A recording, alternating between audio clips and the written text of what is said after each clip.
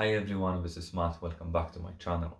If you are a PhD student or a postdoc thinking of moving away from academia and transitioning to industry, then this video is for you. I remember when I was in your position, when I was looking for a job in industry, I was quite overwhelmed by the number of companies and roles available and just the job adverts out there. So today I want to help you to optimize the job search process and make sure it's more streamlined and successful.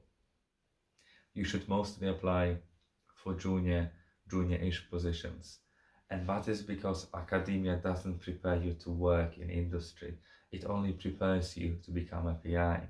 So there are certain skill sets that you will lack. So for example, custom experience or sales experience or experience of working under highly regulated conditions, right?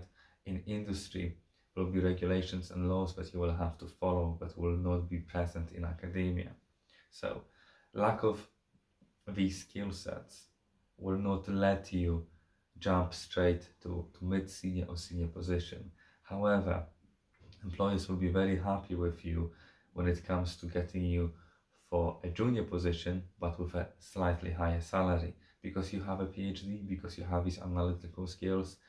You can easily negotiate slightly higher salary. So this is what I would do, and I'm going to teach you later on in a couple of episodes down the line how to negotiate your salary. Your ultimate aim here is to break into industry, because once you are in, it will be so much easier to change roles, either internally or by going to different companies.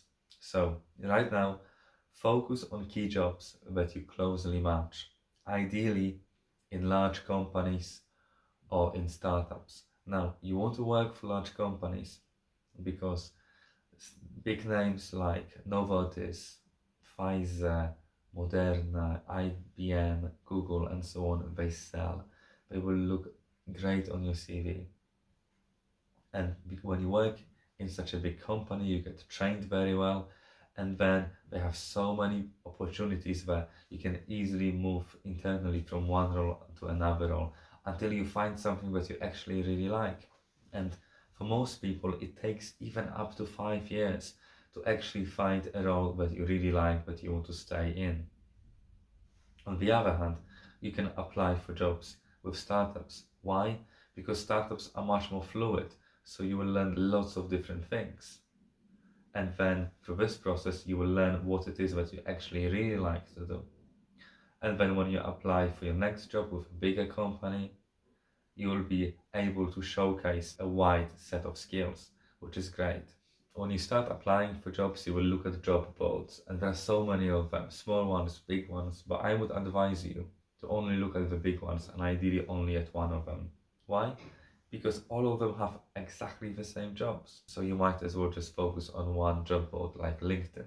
I will talk about LinkedIn because this is my favorite job board, so I'll use it as an example. Follow companies you like on Twitter and on LinkedIn. See what they are like. Why? Because later when you start interviewing with them, culture fit will be a big part of it. Create job alerts for positions and companies of interest so that you can apply quickly, because there are no cut-off dates for applications. You see, the employers review the applications and hire people as they come. So you don't want to miss out simply by applying late. The sooner you apply, the higher the chances are that it will give you an interview.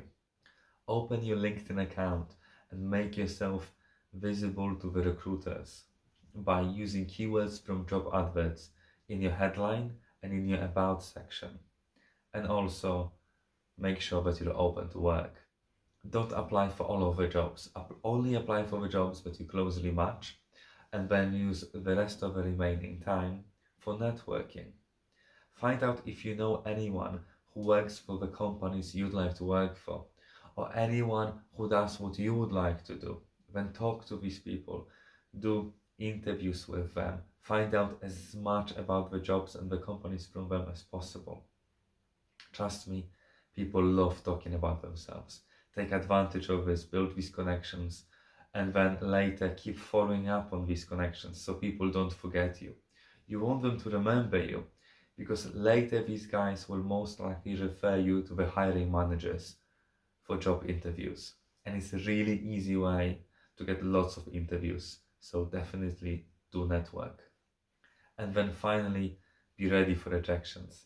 It takes at least 3 months and tens of applications before people actually secure a position.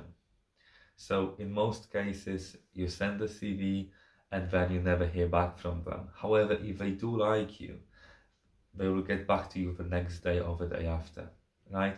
So just keep applying. I know it might be daunting, frustrating, and definitely not good for self-esteem.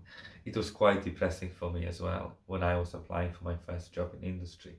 However, it will be much easier afterwards to move jobs internally or to go to a different company. This first step is the most difficult one. So just keep doing this, talk to someone, let me know in the comments how it's going, and let's share thoughts, let's share ideas. And I hope that you will quickly find a job. In the next episode, I want to talk to you about writing your CV and also about your work experience and transferable skills. So if you like this content, please like the video, subscribe to the channel so it pushes the YouTube algorithm to show this video to another person, show the channel to more people, to make sure that we can help as many people as possible. So if you know anyone who could benefit from this, please share the channel with them. Let's help everyone to get the jobs of their dreams. Thank you.